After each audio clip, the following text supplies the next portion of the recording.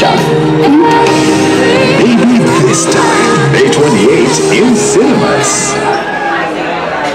Miss her, and we are happy she's back sa paggawa ng movie. Miss Rupa Gutierrez! Ruby! Oh! Tingnan. Wow! Oh! Miss Rupa, ayan. Stop muna here, bebe, for the photo. Kenneth. Oh, diba? May laman natin ang role niya later sa Maybe This Time. Ayan, Rufus. Thank you. Join the other cast members. And of course, eto na sila. First time together in movie. The pop star princess, Miss Sarah Geronimo, and the king of primetime, Mr. Coco Martin, with the phenomenal director, Direct Jerry Lopez Sineneng. Oh my goodness. Umaapaw. Umaapaw ang kilig, lig-lig. Ayan.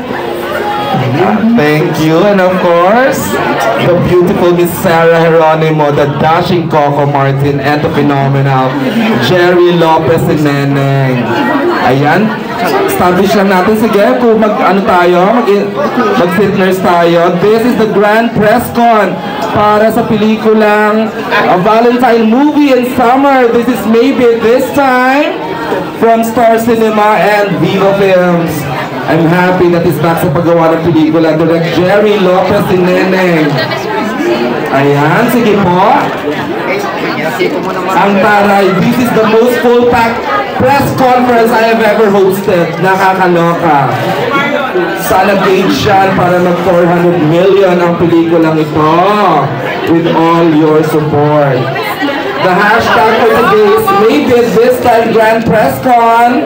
Okay, we'd like to request everyone to please pasok na po tayo sa loob ng sinihan dahil panonoorin na po natin ang pelikula. Chika, chika. Pelikula?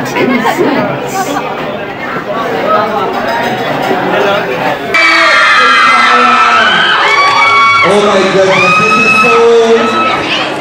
But we appreciate the warmth of everyone's support this afternoon. And we up here the front area. And thank you so much to the green screen for your presence. Nandito rin sa support. Maybe this time. Ayan. Sarah. Nagulo na tayo. Thank you po. Ayan.